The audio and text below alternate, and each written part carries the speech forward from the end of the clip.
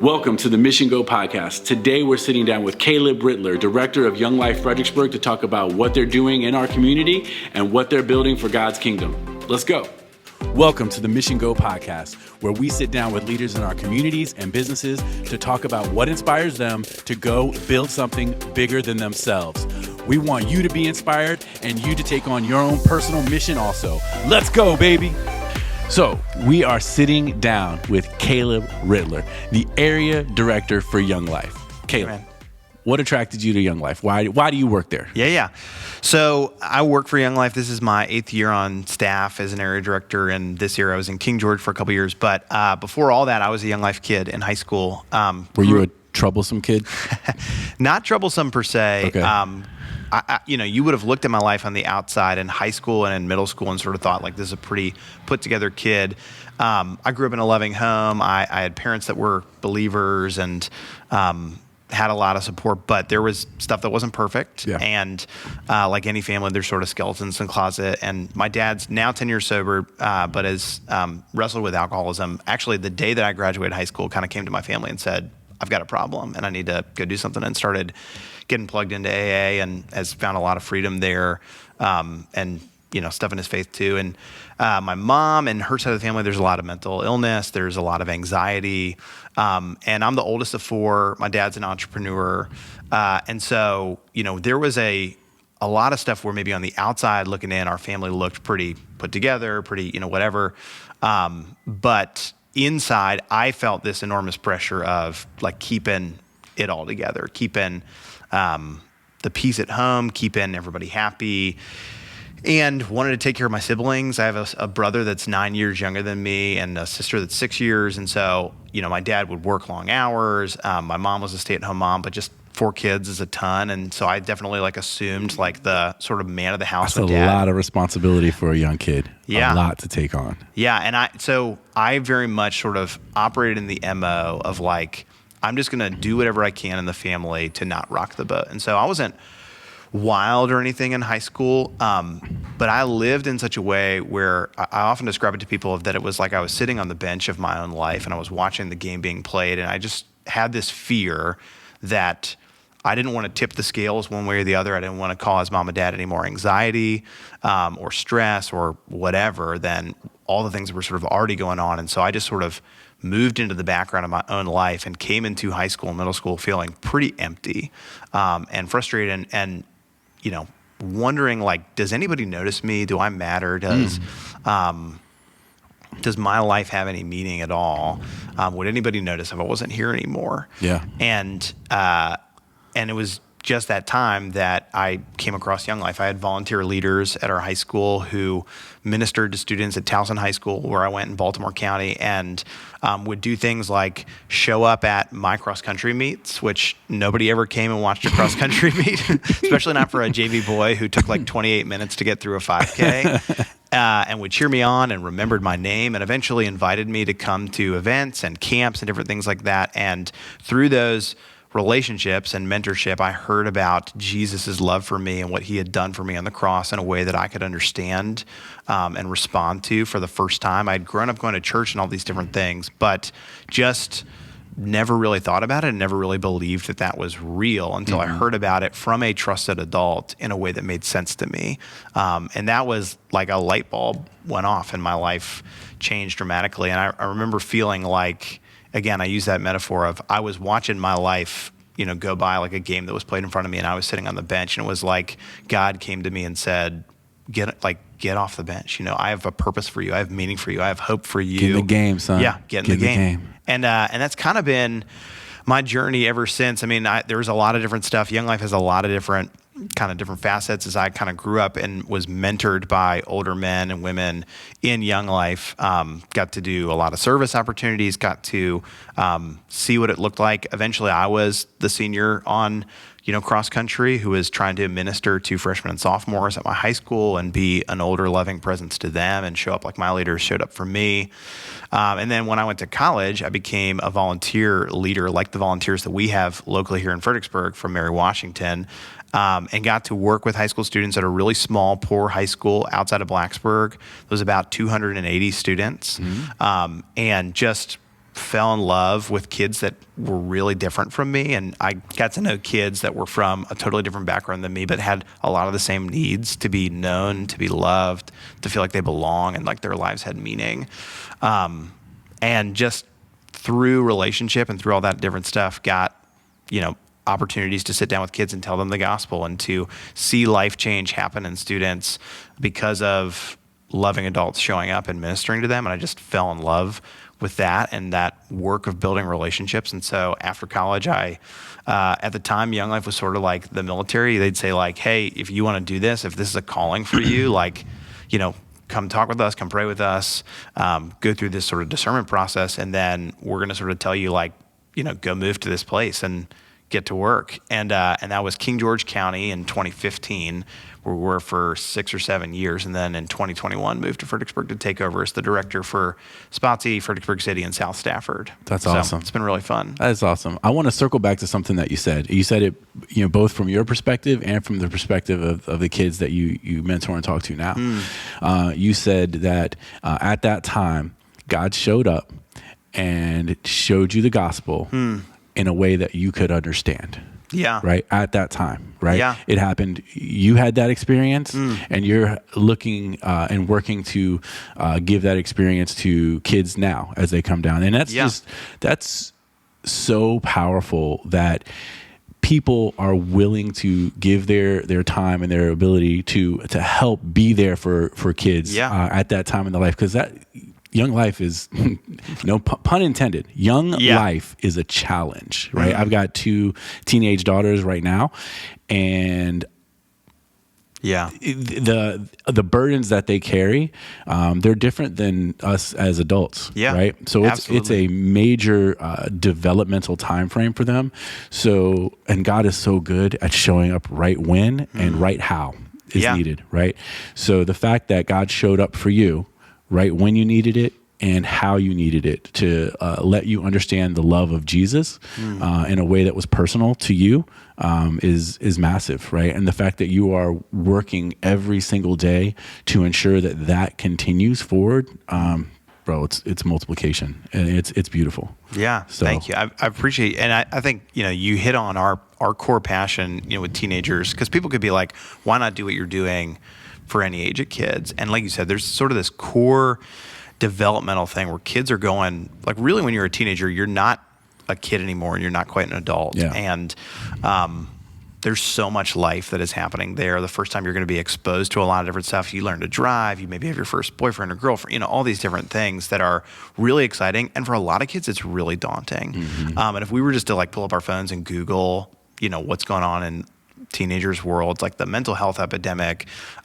addiction, all sorts of this different stuff that we're facing in the world. It's just, many factors more significant during those teenage years. Yeah. There's an interesting study. I don't remember where I heard this. And so there was this study in Colorado in halfway houses for teenagers where kids who were tried as adults for violent crimes were sort of studied in this longitudinal study. And they were trying to figure out what would be the factors that would contribute to whether or not a kid would successfully re-enter society, having had this major indiscretion as a kid, and then hopefully being rehabilitated into somebody who's healthy and functioning, versus kids who reoffend and get back into the system. And it's just a cycle of incarceration and violence and all sorts of stuff. And the single factor they found that the kids who were able to sort of move out of that circumstance had in common was that they had a significant relationship with a non-related adult. That they had a friendship or a mentor or a coach or a pastor or somebody who showed an interest in them, who was not a blood relative, and just spent time with them, cared about them, invested in them. Now, I'm not saying that every kid in Fredericksburg or in the United States is bound for prison and that we got to do it. But think about what that says about how important it is for people to have mentors. Yeah. And to have folks who help them navigate growing up. Our mission statement is to introduce adolescents to Jesus Christ and help them grow in their faith. And the reason we do adolescence is because of what we're talking about, that there's just this crazy time of people's life, that kids are going through a huge amount of stuff, that the task of growing up just gets harder and harder and harder the more pressures are put on kids, and that they need adults to show up and love them. everybody needs a mentor. I have a mentor, right? Yeah. Everybody needs a mentor, needs somebody who has an unbiased view of the situation that you're dealing with, has had experience in dealing and walking through that, and is able to give you good, godly, preferred guidance on that situation that you're dealing with. So the fact that you guys as Young Life just create an entire network and sphere of these ready, willing, and able trained mentors in our schools, ready and available for the kids and youth of our community is massive. So how do you, as Young Life, how do you identify those individuals and how do you train them to be prepared to be a mentor to our youth? Because it's massive. Yeah. So, it's a big task, and we're often looking for people, and we always need more people. In some ways, we could never max out on how many volunteers we have. But we're looking for Jesus-loving adults who want to care about teenagers and are relationally gifted. A huge part of how we do what we do is, that old expression, like people don't care what you know until they know how much you care. Right. And we're, that is our sort of our heartbeat to the nth degree. We want, before we sort of ever share the gospel or invite kids to something or whatever, we want to show up and be a consistent, steady presence in kids' lives. And so it's a big sacrifice. We have college-age volunteers that give 10, 15, 20 hours a week, and it's tutoring. It's going to a field hockey game on a Tuesday night instead of just relaxing with your college buddies to cheer on high school students, or showing up in a special education lunchroom to care for kids that are overlooked or whatever. And so we're looking always for adults in the community. Honestly, it's a lot of prayer and a lot of God leading us to people who are like-minded in that and want to impact the next generation. And then we do a lot of training where we try and resource people on what the Bible says about how Jesus did ministry. I always read this book with folks. It's called The Master Plan of Evangelism by, I think it's Robert Coleman. But he just basically outlines and says that all ministry should look like the way that Jesus did it, and talks about Jesus walking into Galilee and spending time with ordinary people and kind of assembling this core group of friends, his 12 disciples, and ministering to them and then giving them ownership. We don't talk about it a ton, I feel like, in the American church, but like the sending out of the 12 and the sending out of the 72, that there were months of Jesus' 3-year-long ministry where like he was chilling and his disciples were out there and were casting out demons. I don't know if chilling is the right term. Chilling might be the wrong term, but there's this unaccounted for time where he sends out his disciples and it says that they're casting out demons and they're whatever. And we don't really know what Jesus is doing during that time. He's probably doing the same as them. He's probably still ministering to people, talking to crowds. But yeah, I mean, he had an incredible vision in incarnation and wanting to come. And the Message translation says that Jesus Christ put on flesh and blood and moved into the neighborhood.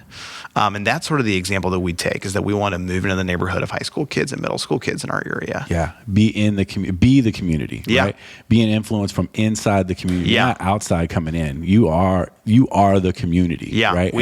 And raising up disciples inside that community. Exactly. Yeah. The dream and what we see happen a lot of times is I'll, talk to a college student who wants to get involved with us. We do some training. We talk about how Jesus did ministry. We spend, weeks, sometimes months with them, like figuring out, does this person have what it takes to be a part of what we're doing? Are they called? Are they qualified? Do they have a unique gifting and passion for wanting to impact the next generation? And then, I have like a 19-year-old college guy who was just saying, like, does it ever stop getting weird that you show up, to a high school and that people are like, why are you here? And in some ways, no. But kind of exactly what you're saying. Eventually, when you're a consistent, faithful presence, eventually you just become like a fixture on the walls. And people are just like, oh, that's Caleb. He's always here. That's Eric. He's, always in our lunchroom, or he always comes to my football games, or he's the one adult in the student section who's, caring people and helping, that be fun and safe and encouraging. Yeah, it's a big gift, and it's a big challenge, but honestly, it's an incredibly life-giving thing for us to get to do. I feel like my life's calling is just to be with people and to engage and to have deep conversations and build these relationships. And so it is challenging. And yet, like when I'm sitting at a high school lunch table with 3 freshmen and we're talking about like what flavor Gatorade they like, and then they're teasing each other about this person likes cucumber lime and that's so lame, you know, we're laughing and joking and whatever. I mean, it's like the real ordinary mundane stuff of life, but that's where relationships and trust is built, where eventually I'm going to be able to tell those kids the good news of Christ, and that's not coming from like sort of a random out of left field kind of a place. You want nothing from the kids, right? It's not like, hey, you're not even like, hey kids, why don't you just tell your parents to put some money in the bucket. And no, that's not it. Like it's the gospel is a free gift, right?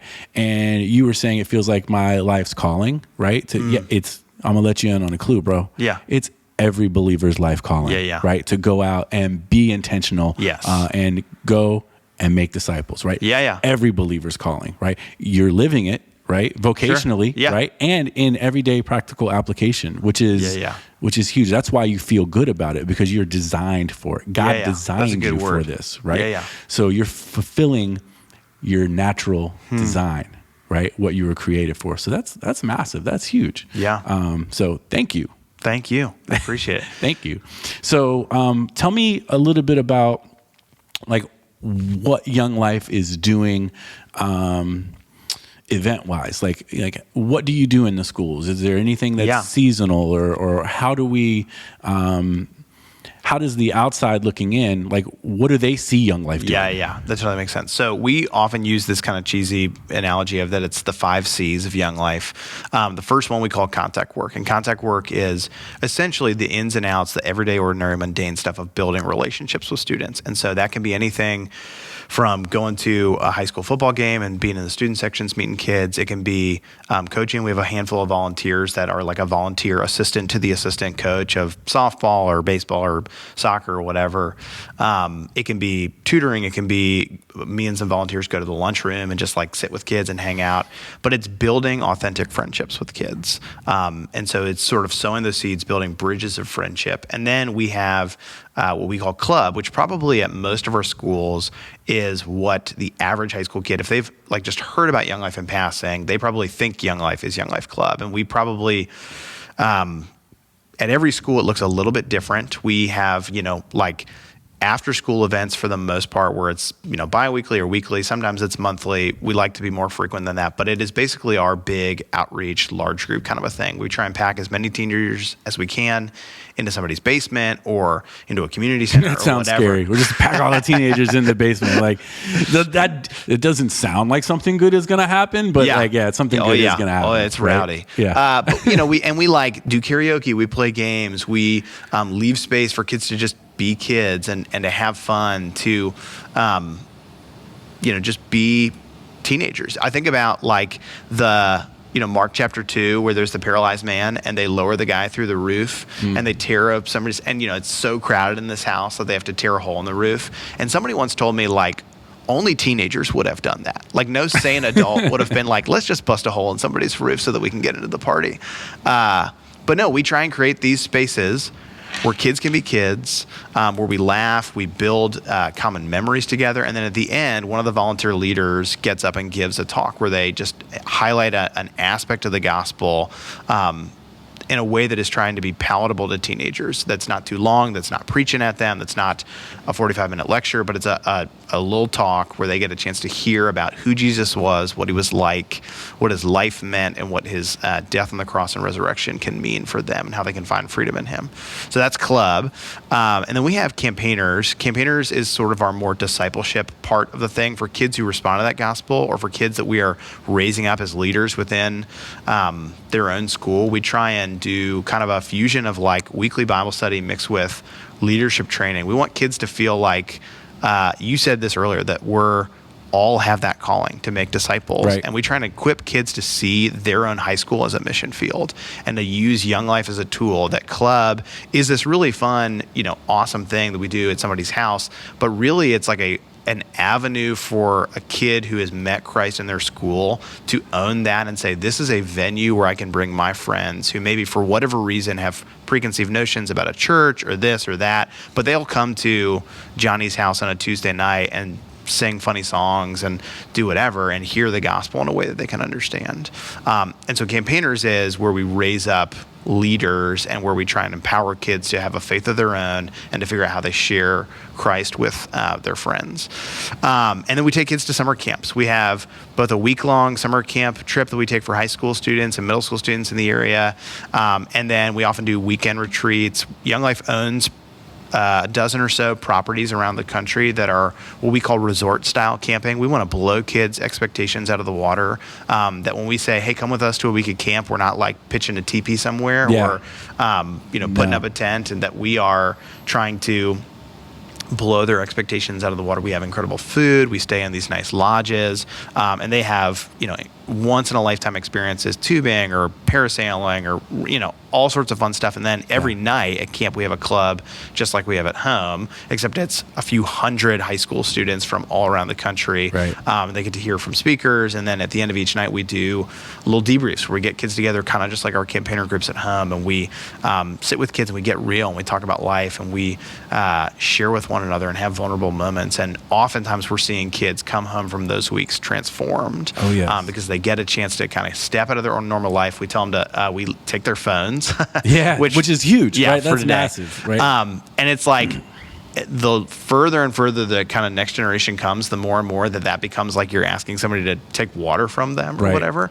But kids get away from it for like 12 hours, and suddenly it's like, oh my gosh, the world is so much the world is so much better without my phone.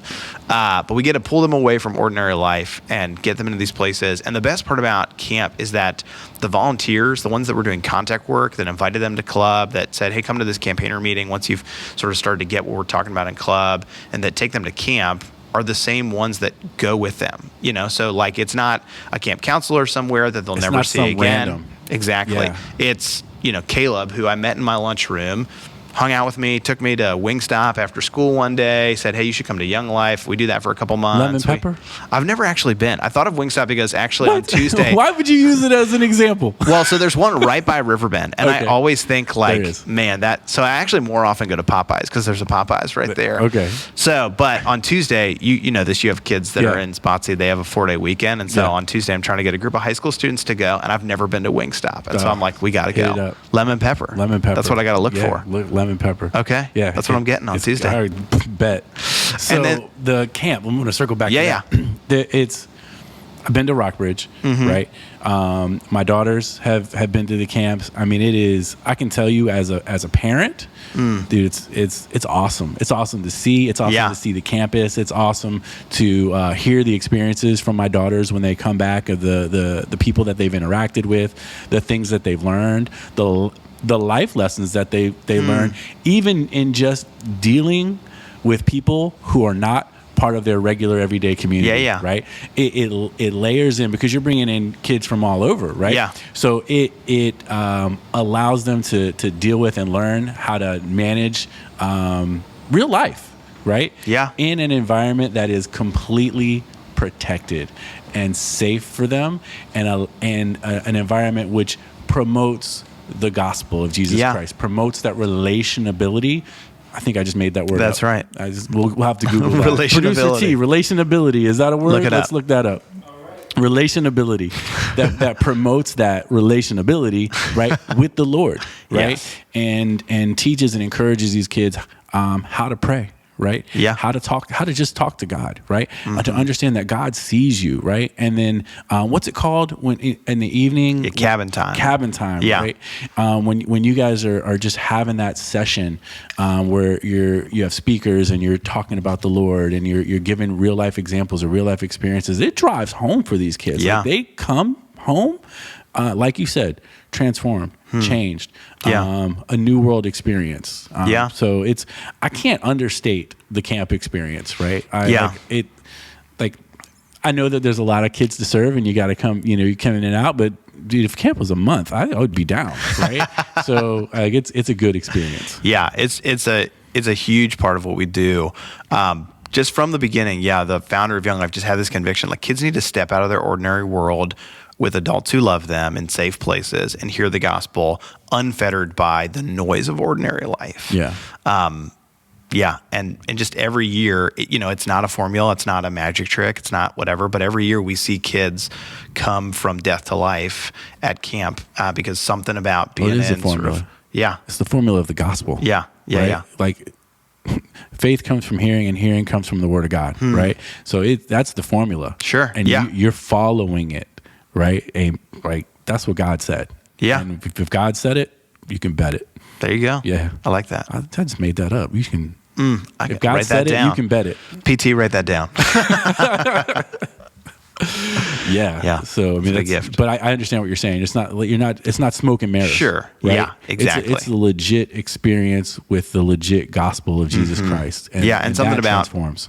Being with adults that love you. Because part of the way it works is that each night, there's a speaker there for the week that is just laying out the gospel, looking at the stories of Jesus and saying, this was his life, this is who he was, this is what he did, this is what his death meant.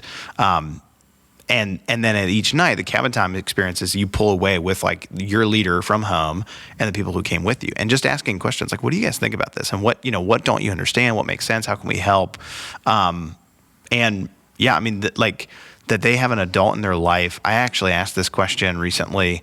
We had our first club at Riverbend for the semester, and I sort of started my talk by saying, hey, what are some of the things that make high school really hard? And kids start shouting stuff up. Social media, the pressure of school, trying to perform for sports, things I'm being exposed to, drugs, alcohol, sex, all these different questions that they're trying to figure out and that their friends are navigating for the first time. And I said, how many of you feel like you have an adult in your life, like your parents or a coach or whatever, that like you could talk to about any of this stuff? And basically nobody raises their hand. Yeah. And to me, that's just, that should be unacceptable.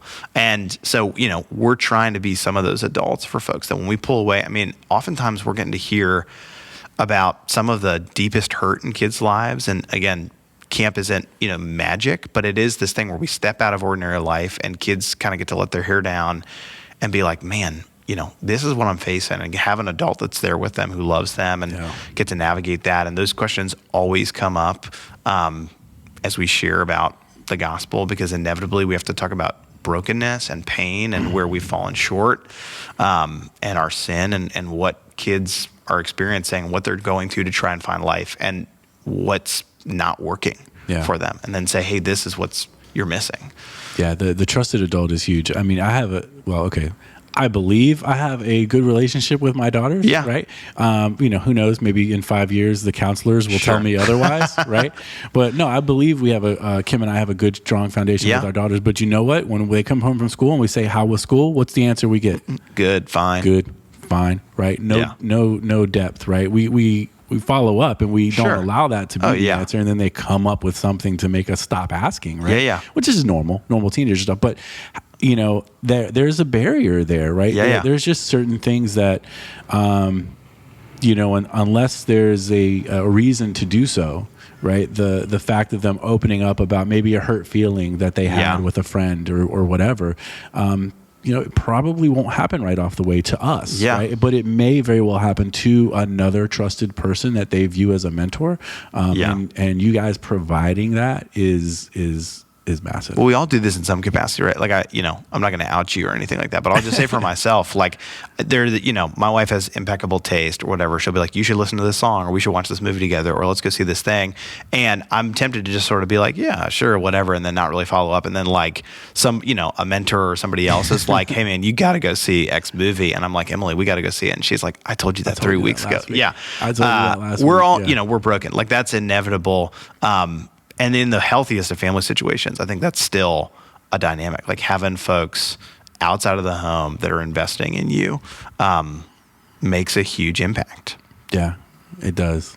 So, all right, so we got camps. I think we made it through like three of the 5 C's. So contact work, our relationships with kids, club, our big outreach meetings, campaigners, discipleship, and leadership training, camp. And then we have a Young Life committee. That's sort of our board in the area. It's a group of adults that, like you said, we don't like pass a plate at our Young Life meetings. We're not like sending out emails to parents saying like, please send in your, dues or whatever for your kid to come. There's no tickets. There's no whatever. Camp costs money just because we got to feed people and we got to get them there. We got to house them. Camp should cost money. I'll be blunt. As a parent, camp should I don't know if I should say this, but camp should cost more than it does, right? For what you guys provide, like it should cost more than it does.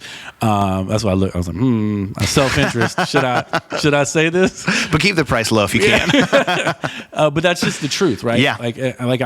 I don't even understand how you feed these kids on what we pay for camp, right? So it's incredible. It's a lot of volunteer work. Yeah, right? it's a lot of volunteer work. Yep. But understanding you guys have a budget that you have to deal with, and you have a board that's navigating these things. Yep. So how does that even function for you guys? Yeah. So we are 100% community funded.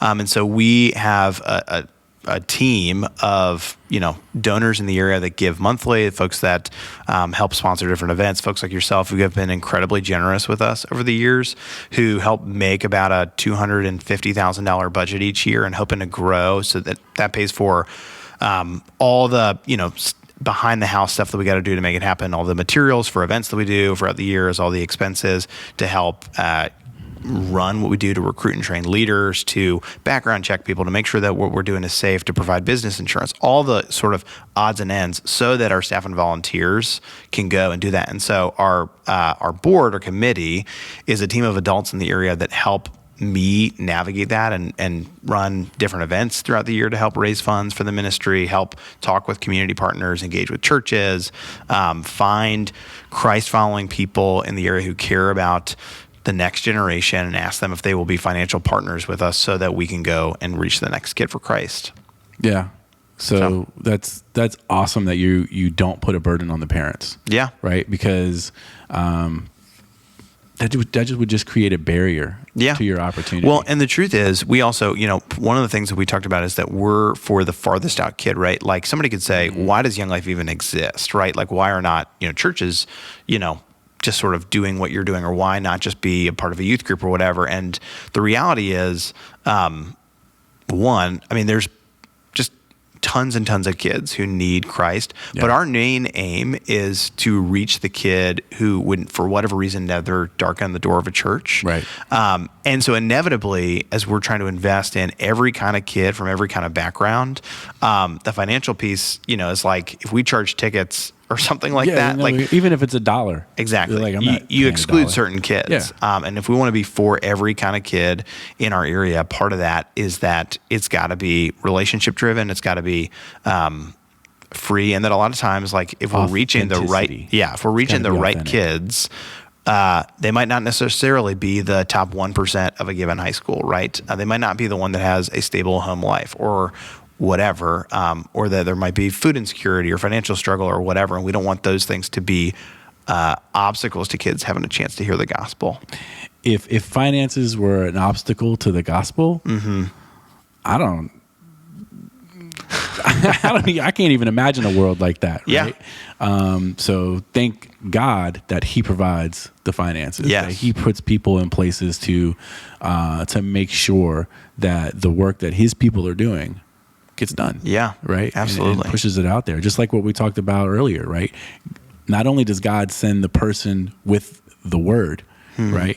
He also sends the people with the money to help send the person with the word. So donors are a massive it is a huge part of our ministry, and a part of my job in the area is trying to help cultivate the teams that raise those resources, and so that that's just a non-issue, so that we're taken care of, and so that leaders and staff can just be with kids as much as is possible. Yeah. What's the typical parent experience that you deal with as far as kids who are reached and impacted? Like, do you ever get feedback from the parents as far as, hey, this is thank you for talking to Susie, or don't ever talk to Susie again? Like, what's the experience? I would say I've been really lucky. You said like parents who say don't ever talk to Susie again. We've been really lucky. I think again, there's a deep down thing. Like we want mentors. I want a mentor. You have a mentor. Like that is something that is just hardwired in us, to have people that are looking out for us and to have people to follow. We all want to follow somebody, and ultimately that's Christ. But like, in our time here on earth, like we all strive for that. And so I think parents, a lot of times we've been really fortunate. We've been providentially covered in a sense that God often kind of smooths out a lot of that stuff, because it is weird. Like if you're like at a high school basketball game and there's a 30-year-old guy in the student section and you're like, who is that? That can look like a little strange. Yeah, who's that dude?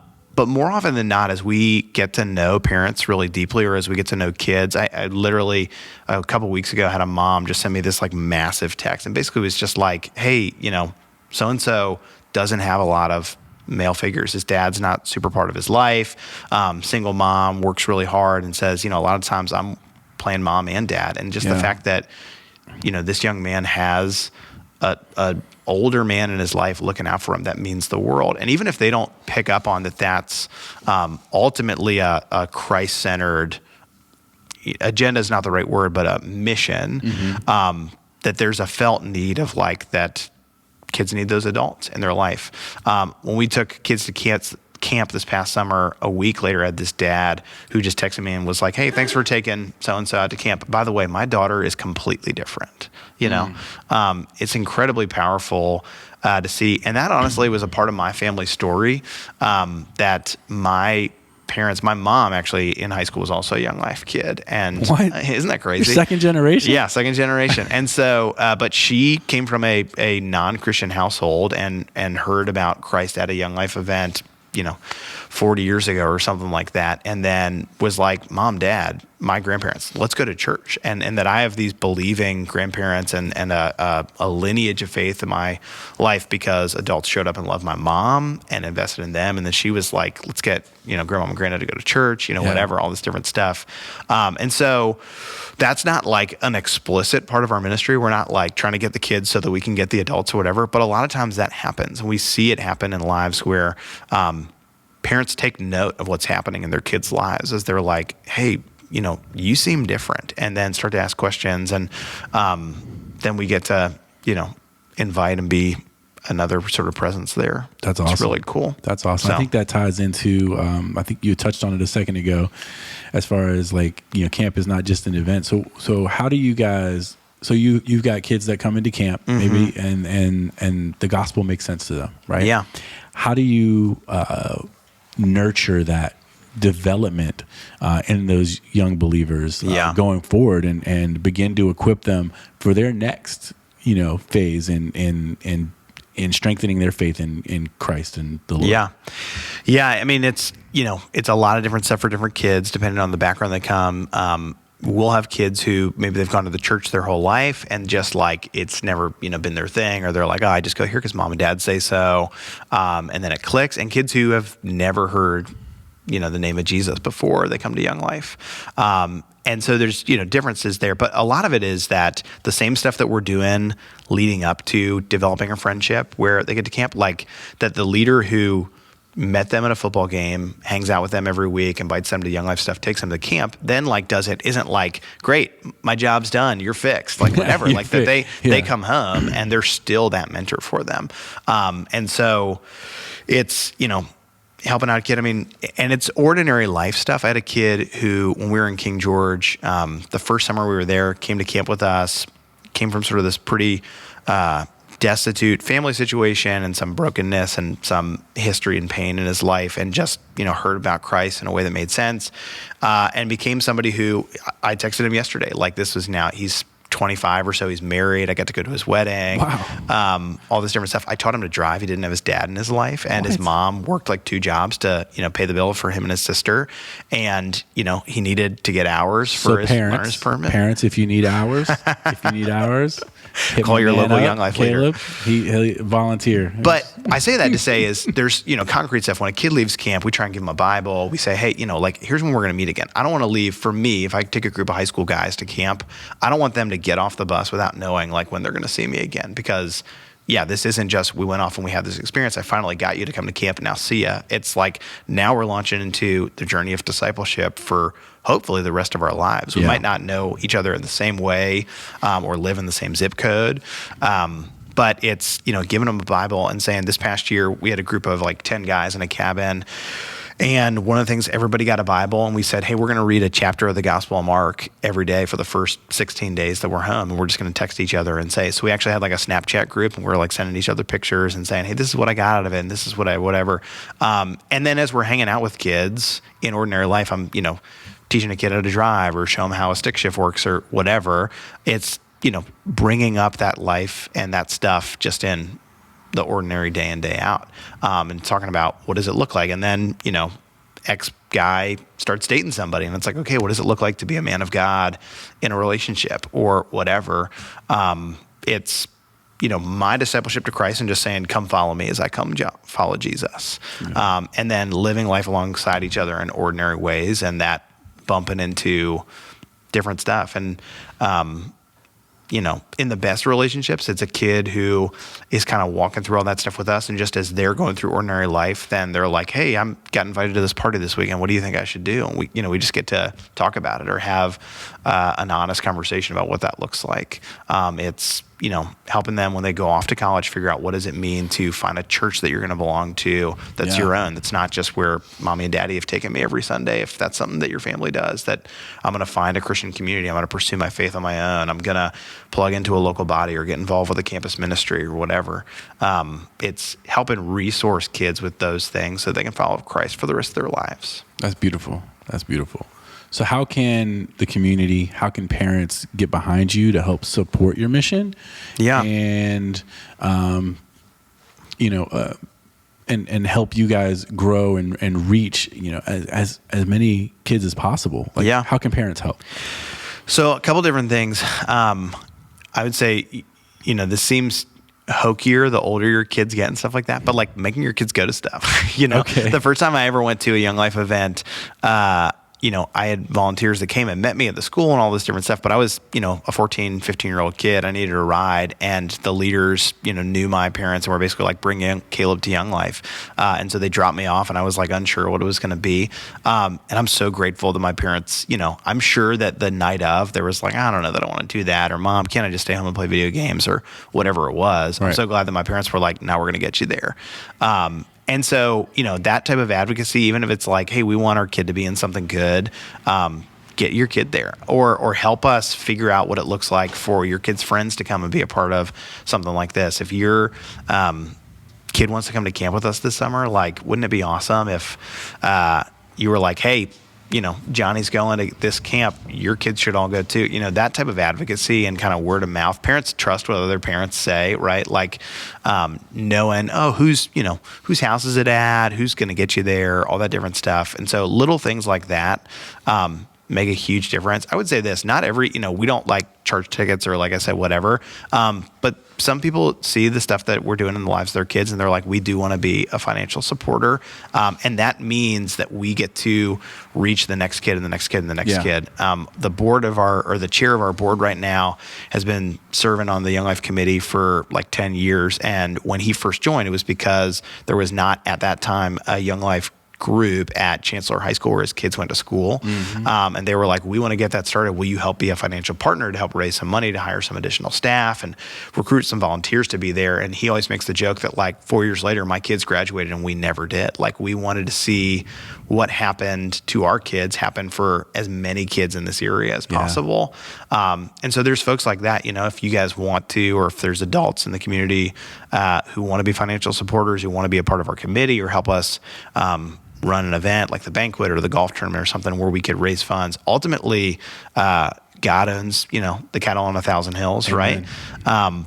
But we're stewards of that. And so connecting with people in our community who want to help resource us and be, connectors and help us get to the next school and the next school. Right now, we have Young Life at Riverbend High School, James Monroe, Stafford High School, and then we have a special needs program for all the students in our area. But the volunteers primarily work out of Massaponax High School because of the REACH program for post-grad high school students for all the SPOTSI schools that are in the SPED programs. And so we're at, 4 of 7 of the high schools in our area. The way we're going to get to the next 3, has a lot to do with resources, people who want to invest in teenagers, and people who want to be generous with their finances and help us hire new staff and start new programs and stuff. Gotcha. So those are probably the big things. Advocacy on the one side, and then for some folks who want to be kind of a resource partner, whether that be connecting us to people or helping support financially. Beautiful. Well, hopefully people will watch this, see this, and begin to click in their mind. Yeah. Hey, how can I help? How can I be an advocate, right? Who can I connect to, so-and-so at, XYZ school and, help bring this in, right? Now, Young Life is not just high school, right? There's a branch that goes a little bit lower. What is that? Yeah, middle school. So we call that Wildlife. Wildlife. Yeah, it's crazy. And it's the same, principles of what we do for high school students, but it's for middle school kids. Yeah. And it's, we call it Wildlife because middle school is even crazier, right? Because they're wild. Yeah. But again, it's the same principles. And we actually we don't have all of these, but there's a lot of different sort of specialized wings of Young Life for kids with special needs, for teen moms, for college students. Not every sort of expression of that is present in our local area. But the reality is, whether it's 13-year-old kids at Nye River or college students at UMW or kids with special needs or teen moms, it's in principle the same things. It's caring adults, showing up, building relationships with kids, and inviting them. And then with middle school students, it's just what that looks like for middle school. It's kids being crazy, and it's there's little things. We take them for a few days shorter to a summer camp so that parents are more comfortable at a younger age with their kid being gone overnight. We do shorter talks to try not and bore middle school kids with the gospel. The founder of Young Life used to say that it is a sin to bore a kid with the gospel. I think I would agree. Yeah. Right? Yeah. And so for middle school kids, figuring out how we adapt some of that language, try and take these big, the infinite things of our existence and the kingdom of God and sort of distill it into stuff that a 13-year-old mind can understand is a challenge. But again, in the context of caring relationships, that a kid would have a college student or a young adult or whatever, be investing in them and telling them that God loves them and wants to know them, that they can have a relationship with him and be saved. It's beautiful. It's the same but different for middle school kids. Same but different. Yeah. It's wild. It's wild. The big thing I would say, particularly like if you were a parent at a high school in our area where we do not have Young Life and you're like, we need to have something like this for kids at my kid's school, I would love for people to contact me. And for us, those are meetings that where we get to dream. Just this past year, post-COVID, we had a lot more volunteers than we currently have. We are sort of running on a shoestring crew of about 18 volunteers that work in 4 different ministries in our area at specific campuses. Prior to COVID, it was closer to 10 different ministries with 40 plus leaders. And we want to build back there. There's, the best Young Life is yet to happen at schools where we don't currently have it. And this time a year ago, some parents started hitting me up and saying, hey, we need Young Life back at Stafford High School. And just, through a lot of prayer and meetings and getting people together in the room and dreaming, we, have relaunched a group there this past fall with a couple of volunteers. And we want to be able to do that at Chancellor, at Cortland High School, at Spotsy High School, at Massaponax. Chancellor, I'm going to circle back to that. I'm going to say those names so these parents hear. Yeah. Say it again. Chancellor High School, Cortland High School, Spotsy High School, and Massaponax. Let's go. Those are kind of our 4 next our next mission field, that we want to connect with families in there to try and get a Young Life group back at each of those schools over the next couple of years. Yeah. Beautiful. Okay. Awesome. Well, thank you for your time today. Thanks so much for having us. You guys have been really generous with us. This is awesome. Bro, we love it. And this is incredibly fun. This is fun. This is fun, right? We love the mission, right? We love the people. We love the mission. We've seen the impact in our own daughters, right? And how can you not do everything you can to support the expansion of the gospel? Yeah. Right. We, like you said, we're all called to it in some way, shape, form, or fashion. That's our calling. That's what we're designed for. And doing what you're designed for feels good. Yeah. I love that. All right. Well, thanks, Nick. All right, brother. Today's podcast is sponsored by Bohn Mortgage Lending. If you need help to put a plan in place to buy your space, check out nickcanhelp.com.